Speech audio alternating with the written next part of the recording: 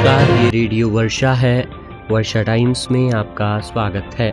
शहीद मनीष तिवारी के गांव पहुंचे प्रशांत किशोर। गलत पते पर बन गए हैं शिक्षक और 18 साल से पति और पत्नी ले रहे हैं नौकरी का मजा। श्रीपुर में पत्नी का शव ठिकाने लगाने जा रहे पति हिरासत में, छानबीन में जुटी पुलिस। पीएम के कार्यक्रम में सरकारी मशीनरी का हो रहा दुरुपयोग, बोले विधायक राजेश कुमार सिंह कुशवाहा। सांप के डसने से 41 वर्षीय महिला की मौत। और शादी के 3 दिन बाद घर से गायब हुआ किशोर, परिजनों ने जताई अपहरण की आशंका।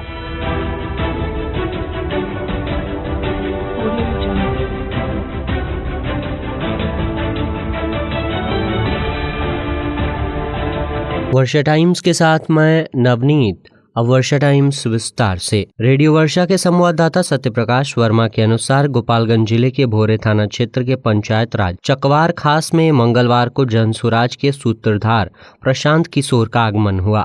प्रशांत किशोर ने चाफवा गांव निवासी मार्कंडेय तिवारी के घर पहुंचकर मार्कंडेय तिवारी का हाल जाना और शहीद मनीष तिवारी के स्मारक को भी देखा। शहीद मनीष तिवारी के शहीद होने पर पक्ष विपक्ष के तमाम राजनीतिक दलों के नेता अपना अपना वादा किए, लेकिन अपनी बातों से मुकर गए। भोरे विधानसभा के चकवा गांव में शहीद मनीष तिवारी के स्मारक स्थली पर पहुंचे जनसुराज के सूत्रधार प्रशांत किशोर ने शहीद मनीष तिवारी के स्मारक स्थली को देखकर कहा कि ये भारतीय जनता पार्टी या एनडीए की सरकार कब तक जय जवान जय किसान के नारे देते रहेगी और जवानों के शहीद होने पर अपनी बड़ी बड़ी बातों कर वादों से मुकरती रहेगी। पीके ने स्थानीय विधायक और बिहार के शिक्षा मंत्री सुनील कुमार पर जमकर बरसे और प्रशांत किशोर ने कहा कि यदि आप वादा करते हैं, वादों पर खरा उतरने का भी काम कीजिए, अन्यथा ये जुमलेबाजी की सरकार नहीं चलेगी। यदि आप लोगों ने मनीष तिवारी के स्मारक बनाने की बात कही थी तो अभी तक क्यों नहीं बना? भोरे वायरलेस मोड़ को शहीद मनोज तिवारी चौक के नाम से जाना जाएगा,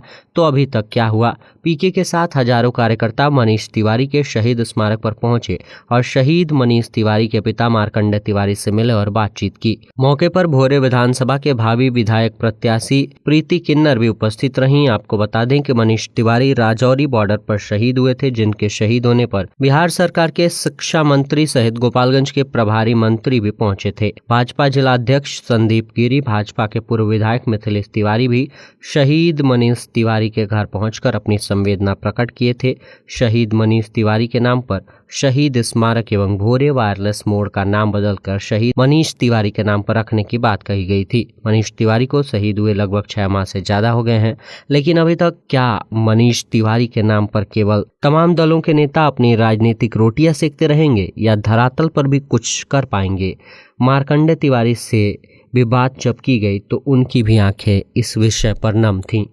नगर थाना क्षेत्र में एक नाबालिग लड़की के साथ दुष्कर्म करने के मामले में पॉक्सो एक्ट में महिला थाने की पुलिस ने मामला दर्ज किया और इसी मामले में अदालत सुनवाई कर रही थी। गोपालगंज की एक अदालत ने पॉक्सो एक्ट के आरोपी को दोषी पाया है और उसे 20 वर्ष की सजा सुनाई गई है। पुलिस ने बताया कि महिला थाना कांड संख्या 27/2022 धारा 376A भारतीय दंड विधि एवं 4A पॉक्सो एक्ट के अभियुक्त किशन कुमार पिता राजेंद्र प्रसाद साकिन पुरानी चौक धोबी टोली वार्ड नंबर 1 17 थाना नगर जिला पंचायत गोपालगंज को माननीय न्यायालय एडीजे 6 गोपालगंज द्वारा 20 वर्ष की सजा सुनाई गई है। जादवपुर थाने की पुलिस ने चोरी की मोटरसाइकिल के साथ एक व्यक्ति को गिरफ्तार किया है। बताते चलें कि गिरफ्तार आरोपी विशाल कुमार स्थानीय थाना क्षेत्र के चतुर्बघा गांव निवासी प्रदीप सिंह का पुत्र है। पुलिस विशनपुरा कुटी में वाहन जांच कर रही थी। इसी दौरान इस आरोपी को चोरी की मोटरसाइकिल के साथ पकड़ लिया गया। अब इस पर मामला दर्ज करते हुए इसे न्यायिक हिरासत में भेजा गया है। रेडियो वर्षा के संवाददाता सत्यप्रकाश वर्मा के अनुसार 18 वर्षों से सरकारी नौकरी करने वाले पति पत्नी की असलियत किसी को मालूम नहीं थी।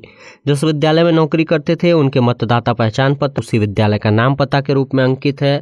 इनका कहाँ है, किस जिले के निवासी हैं, ये सब कुछ गर्भ में छिपा हुआ है। इसके पीछे असलियत क्या है किसी को जानकारी नहीं। शिक्षा विभाग तनख्वाह दे रहा है, परंतु इनके फिजिकल वेरिफिकेशन पर प्रश्न चिन्ह खड़ा हो रहा है। पहलगाम नरसंहार के बाद विदेशी और दुश्मन देश के लोगों की भारत में गतिविधियां उजागर हुई हैं। कहीं उसी कड़ी से जुड़ी ये कहानी तो नहीं है। बाहरी और विदेशी लोगों ने पहचान पत्र तक बनवा ली हैं और मजे से सरकारी सुविधाओं का लाभ ले रहे हैं। ये और कोई नहीं, पाकिस्तानी या बांग्लादेशी हैं। ये शिक्षक पति पत्नी कौन हैं जिन्होंने 18 सालों तक अपनी असली पहचान छुपाए रखी और यत्र तत्र स्थानों का ब्यौरा देकर वहीं का निवासी बताकर अपना पहचान पत्र बनवा लिए, जिसे वहां के लोग जानते तक नहीं। गोपालगंज जिले के बैकुंठपुर प्रखंड क्षेत्र के दिघवा दुबौली उत्तर पंचायत में स्थित उत्क्रमित मध्य विद्यालय दिघवा में वर्ष 2006 में एक युवक का नियोजन कर दिया गया। उस युवक का नाम खालिद हुसैन, पिता एहसान मोहम्मद, जन्मतिथि 1/1/1973, पता UMV उत्क्रमित मध्य विद्यालय दिघवा, गोपालगंज, बिहार है। मतदाता पहचान पत्र में इनकी गृह संख्या 41 अंकित की गई है, जो सब काल्पनिक है। अंकित पता की माने तो विद्यालय इनका घर है और गृह संख्या 41 की माने तो गृह संख्या 41 सरफुद्दीन अंसारी का घर है, जो इनके परिवार के हैं ही नहीं। खालिद हुसैन दिघवा गांव के निवासी ही नहीं है, बस नौकरी हथियाने के लिए संभावित विदेशी व्यक्ति ने किसी की आइडेंटिटी का इस्तेमाल कर अपनी आइडेंटिटी बनवा ली और विगत 18 सालों से नौकरी का लाभ ले रहे हैं। मतदाता क्रमांक में इनका 1250 पर नाम अंकित है तथा बूथ संख्या 285 के मतदाता बनकर भारतीय लोकतंत्र में अपनी भागीदारी भी सुनिश्चित कर लिया करते हैं। इनका ईपिक नंबर JVF 1401595 है। पति पत्नी ने पहचान पत्रों में अलग अलग मकान संख्या दिखाई है। खालिद हुसैन की पत्नी का मकान संख्या 40 है, जो दिघवा गांव के एक अन्य व्यक्ति का मकान है और संबंध गांव दिघवा है। खालिद हुसैन की पत्नी खालिदा फरहद है तथा इनकी भी मतदाता ID कार्ड संख्या JVF 1401603 है। खालिद फरहद का आवासीय पता 40 उत्क्रमित मध्य विद्यालय दिघवा, गोपालगंज अंकित किया गया है। हालांकि शिक्षा विभाग और प्रशासनिक अधिकारियों की ऐसे गंभीर मसलों पर चुप्पी से स्थानीय लोगों में रोष व्याप्त हो रहा है। फुलवरिया संवाददाता त्रिलोकीनाथ दुबे के अनुसार श्रीपुर थाने के हिरौली गांव में सोमवार के दिन रात में संदिग्ध अवस्था में एक विवाहिता की मौत हो गई। मंगलवार की सुबह विवाहिता का शव बाइक से ठिकाने लगाने ले जा रहे पति को पुलिस ने फुलवरिया थाने के हरिहरा गांव के समीप हिरासत में ले लिया। इसी बीच विवाहिता के मायके वाले घटनास्थल पर पहुंच गए, जहां शव देखते ही दहाड़ मारकर रोने लगे। वहीं पुलिस ने जंगल झाड़ी में फेंके गए शव को कब्जे में लेकर पोस्टमार्टम कराने के लिए सदर अस्पताल गोपालगंज भेजा है। साथ ही हिरासत में लिए गए विवाहिता के पति को थाने लाकर पुलिस पूछताछ कर रही है। मृतक सुमन देवी 27 वर्ष की थी, जो अरविंद यादव की पत्नी थी। घटना के संबंध में बताया जा रहा है कि रात में विवाहिता से ससुराल वालों के बीच वाद विवाद हो रहा था, जिसका शोर शराबा होने पर पड़ोसी पहुंचकर मामला शांत कराए। मामला शांत होने पर विवाहिता अपने कमरे में जाकर अंदर से दरवाजा बंद कर ली। मंगलवार की सुबह बाइक पर सवार होकर अपने सहयोगी के साथ विवाहिता का पति अरविंद यादव पत्नी के बीमारी का बहाना बनाकर उसे ले गया। उधर घटना की सूचना पर डायल 112 की टीम दरवाजे पर पहुंची, जहां खोजबीन करने लगी। इसी बीच घटनास्थल पर उपस्थित थाना अध्यक्ष नेहा कुमारी के मोबाइल पर सूचना मिली कि फुलवरिया थाने के हरिहरा गांव के समीप बाइक सवार 2 व्यक्ति एक विवाहिता का शव जंगल झाड़ी में फेंक रहे हैं। सूचना मिलते ही पुलिस घटनास्थल पर पहुंची, साथ ही युवक को हिरासत में लिया गया। पूछताछ के क्रम में पता चला कि युवक विवाहिता का पति है। इसकी जानकारी देते हुए SP अवधेश दीक्षित ने बताया है कि घटना को लेकर विवाहिता के पति को हिरासत में लेकर पूछताछ की जा रही है। साथ ही शव का पोस्टमार्टम कराने के बाद परिजनों को सौंप दिया गया। विवाहिता के पिता भोरे थाने के रामनगर गांव निवासी हृदयानंद यादव द्वारा अब तक लिखित शिकायत नहीं दी गई है। शिकायत मिलते ही कानूनी कार्रवाई की जाएगी। उधर घटना के बाद ससुराल वाले घर में ताला लगाकर फरार हो गए हैं। आगामी 20 जून को सिवान के पंचरुखी प्रखंड के जसौली मैदान में PM की सभा होने वाली है। सभा फ्लॉप होने की संभावना को लेकर सत्तारूढ़ NDA कार्यकर्ता सरकारी मशीनरी का दुरुपयोग करने में लगे हुए हैं। उक्त बातें स्थानीय राजद विधायक राजेश कुमार सिंह कुशवाहा ने मंगलवार को अपने आवास पर कार्यकर्ताओं की बैठक के दौरान कही। साथ ही उन्होंने बताया कि प्रत्येक प्रखंड से 2 से 3 हजार की संख्या में आमजन को सभा स्थल पर ले जाने की जिम्मेदारी टोला सेवा सहायक, राजस्व कर्मचारी, पंचायत सचिव, कृषि समन्वय, कृषि सलाहकार व विकास मित्रों को सौंपी गई है। सत्ताधारी दल सत्ता का दुरुपयोग करने में लगा हुआ है। उन्होंने कार्यकर्ताओं का आह्वान करते हुए कहा कि इस आशय की जानकारी जन जन तक पहुंचाने की आवश्यकता है। बैठक में संगठन की मजबूती पर चर्चा करते हुए उन्होंने कहा कि कार्यकर्ता बिहार विधानसभा चुनाव की तैयारी में लग जाएं। बैठक में पार्टी नेता मनोज कुमार सिंह, भरत यादव, कपिल देव राम, रघु यादव, गोल्डन मिश्र, अभिषेक कुमार, हरे राम सिंह, श्री राम सिंह, रामायण सिंह, अरुण कुमार सिंह, दुर्गेश कुंवर, अर्जुन प्रसाद सहित अनेकों ने अपने अपने विचार व्यक्त किए। बैठक की अध्यक्षता पार्टी के प्रखंड अध्यक्ष प्रोफेसर अली अकबर अंसारी ने की। अंत में धन्यवाद ज्ञापन के बाद बैठक का समापन किया गया। शराब माफिया को 6 साल की सजा और भारी जुर्माना हो गया है। अवैध शराब कारोबारी से जुड़े 2 आरोपी अर्जुन मांझी और धर्मेंद्र कुमार को एडीजे 13 की कोर्ट ने ये कड़ा फैसला सुनाया है। दोनों अभियुक्तों को 6 वर्ष की सश्रम सजा के साथ 1,25,000 रुपए का जुर्माना प्रत्येक पे लगाया गया है। जुर्माना नहीं चुकाने पर 6 माह की अतिरिक्त सजा भुगतनी होगी। कोर्ट के इस फैसले को शराब माफियाओं के खिलाफ बड़ी कार्रवाई मानी जा रही है।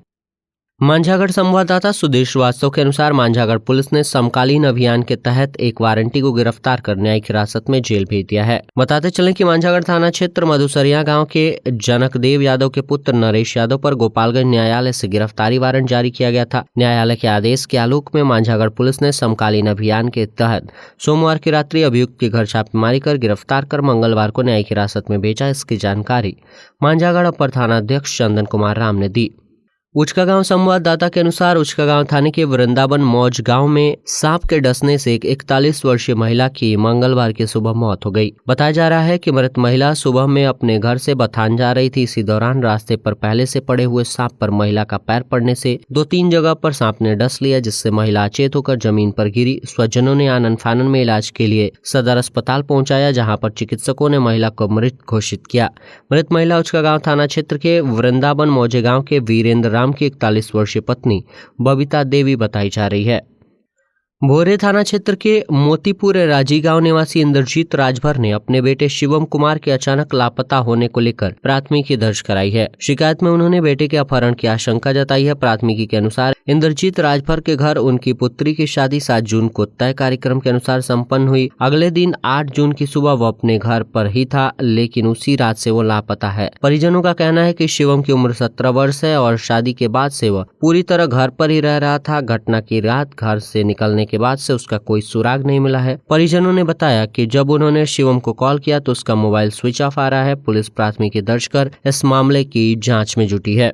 और अंत में सुर्खियां एक बार फिर। शहीद मनीष तिवारी के गांव पहुंचे प्रशांत किशोर। गलत पते पर बन गए हैं शिक्षक और 18 साल से पति और पत्नी ले रहे हैं नौकरी का मजा। श्रीपुर में पत्नी शव ठिकाने लगाने जा रहा पति हिरासत में, छानबीन में जुटी पुलिस। पीएम के कार्यक्रम में सरकारी मशीनरी का हो रहा दुरुपयोग, बोले विधायक राजेश कुमार सिंह कुशवाहा। सांप के डसने से 41 वर्षीय महिला की मौत और शादी के 3 दिन बाद घर से गायब हुआ किशोर, परिजनों ने जताई अपहरण की आशंका। वर्षा टाइम्स का ये अंक यहीं समाप्त हुआ। नमस्कार।